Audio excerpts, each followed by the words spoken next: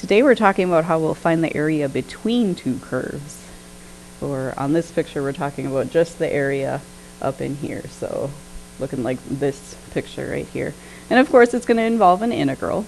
And the idea is that we're going to find the area under the parabola all the way to the x-axis, and then we're going to subtract off the area under the second curve.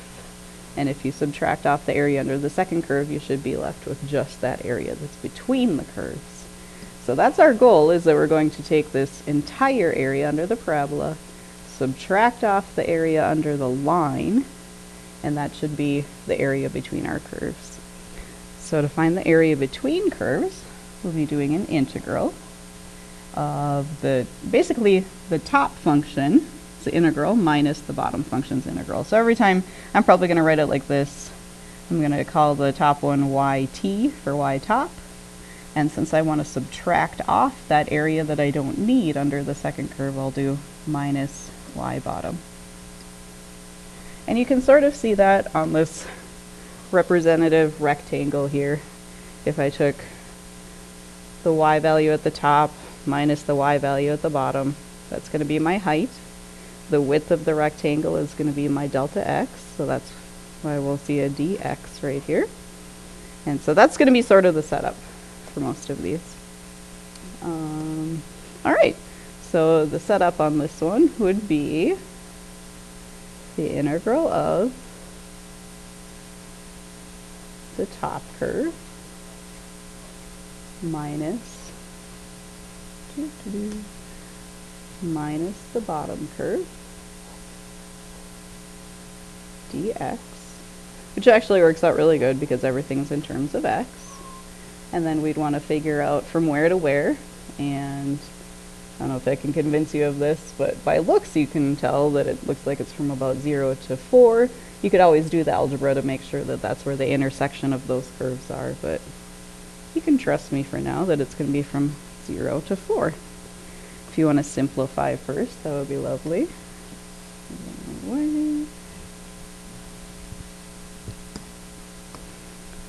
So we're talking 0 to 4. A 5x minus an x is going to be a 4x.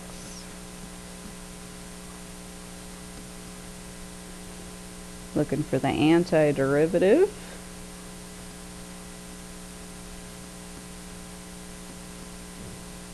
Evaluate from 0 to 4. So we'll plug in the 4, we'll plug in the 0, we'll subtract, and I did that ahead of time for you. 10 2/3.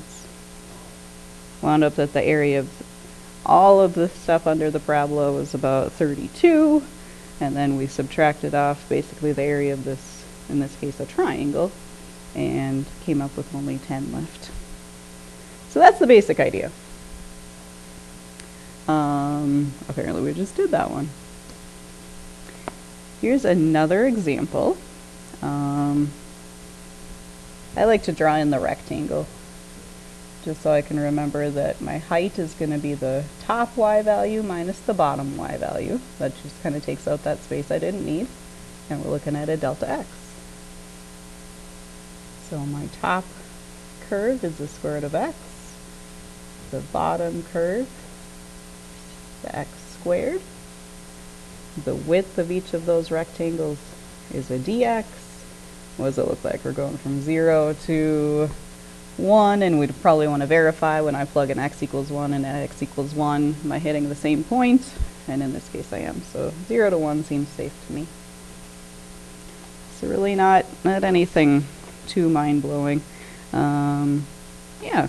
So I'm not even going to bother evaluating that. I feel like by now we can take antiderivatives, we can figure them out. The thing I wanted to show you though is the second one. It's the same exact example, right? But I want to just, this is probably the first time we've ever thought of it this way. Couldn't I also take rectangles going this way and stack those up and still wind up with the same area? That's the premise here. So if I were going to find the area of a rectangle like this width now isn't just a delta x, it's like a bigger x value. So it would be whatever this x value over here is minus this space I don't need. And so in this case, depends on how you look at it, the height or the width of that rectangle is going to be the right x value minus the left x value. And then the thickness, or the however you want to call that, is actually a delta y this time. And we've never done one of those before that I remember. But if we're stacking our rectangles the opposite way, the thickness of each rectangle is going to be a dy.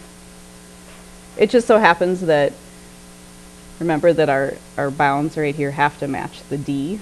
So we need to use y values here. Well, it happens that we're going from 0 to 1 on the y axis too. So that's the only reason that that's still going to look like this. So the only thing that we'd have to sort of switch is we'd have to solve each of those for x. So this one's going to be x equals y squared.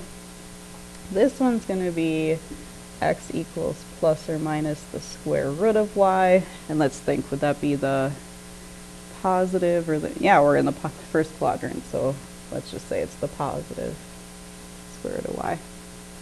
Perfect. So our right x value is this one. It'll add a little r. And our left is this one, right? The blue one is on the left. The red one is on the right. So we would subtract the y squared. So that's going to give us the height of the rectangle, or the width, depending on if you've turned your head sideways. And how convenient. It's all in terms of y, which is going to make it nice to evaluate. Do you believe that you get the same answer for both of these? I hope so, because the only difference, honestly, is just that there's a letter x and a letter y. And that's just because of how this example worked out. But we should get the same answer for both areas, obviously. I just wanted to show you that because sometimes it's actually easier to do that second type of rectangle. For example, on this one, if we wanted to do vertical rectangles, well, rectangles over here would be like the top red minus the bottom red, which is kind of weird. And then once you got your rectangles over here, we'd be doing red minus blue. So at some point we'd even have to like switch what curves we're using. Not my favorite idea. So I would rather do this problem with horizontal rectangles. And again, the setup on those is always going to be the right x value minus the left x value. And this little thickness is a delta y, in integral form a dy. And where are we going? So y values this time. If we're going to stack rectangles, we're going to start stacking them here and stack them all the way up to here. So it looked like -2 to 4 to you. Now I checked ahead of time just to make sure that that wasn't off or anything. And the way that you could check is just find out where those intersect, either on a calculator or with algebra. So this is sort of my game plan. Oh, and then, oh, well, this is good news because these are already solved for x. I love that. So we're going to use this blue one as our right side and the red one as our left side. Should be easy.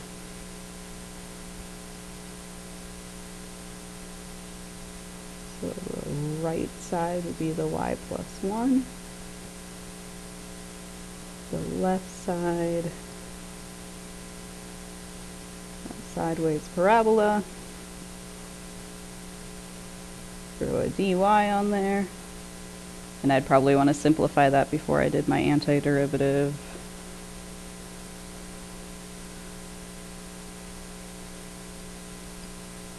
So we're going to have -1/2 y squared, a positive y, and then a +1 minus a -3, so a +4. Looking good. Whoa. There we go. Antiderivative action, so hey.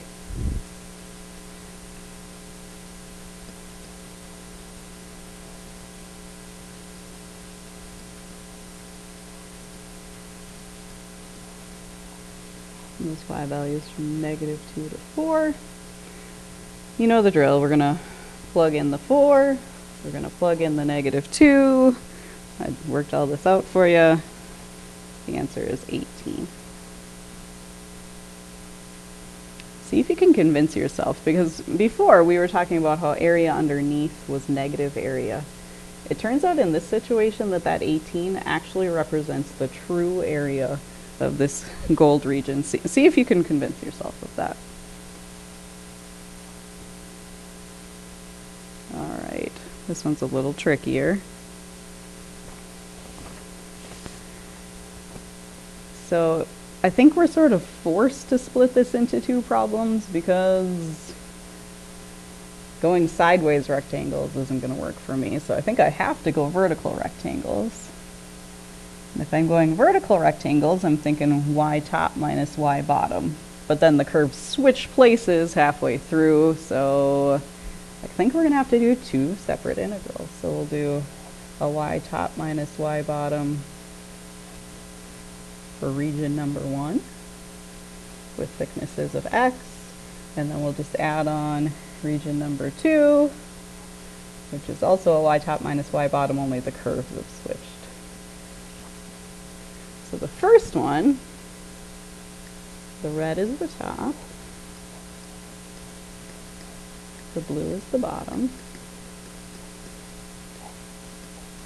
and what x values am I going from? I would start these rectangles here and go to here, so from x equals 0 to x equals pi over 4,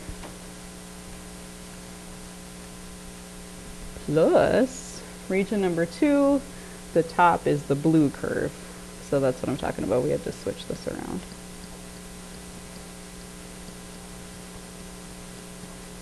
In this region, we're stacking the rectangles from x values of pi over 4 to pi over 3. Oh, pi over 2, I meant. And honestly, if you can convince yourself that those are symmetric, we could just find the area of this and double it. Like I said, I'm not really going to go through all the math, but from here, like once you have the setup, I believe in you. You can do an antiderivative and get me an answer. Last example, another bugger. You're going to want to try to decide if it's going to be those up and down rectangles or side to side rectangles. This time I think side to side would stink, because side to side I'd have like, it'd be switching. So I think up and down is going to work fine. I'm going to have a separate top and bottom for region 1 and for region 2. So again, two integrals we'll need to set up. So on that first region, our y top is the pink curve, and the pink curve is the cubic. The parentheses are pretty important because we're doing subtraction. The bottom curve is the blue on region number 1. And the thickness of those rectangles is a dx. Again, we'll want to think about what x values. So we're going to start back at -2 and stack up until the curve switches. So -2 to 0. Plus the area of that second region, which looks like it's going from 0 to x equals 2. And the only thing that's different is that the blue is the top and the pink is the bottom. So these just switch sides.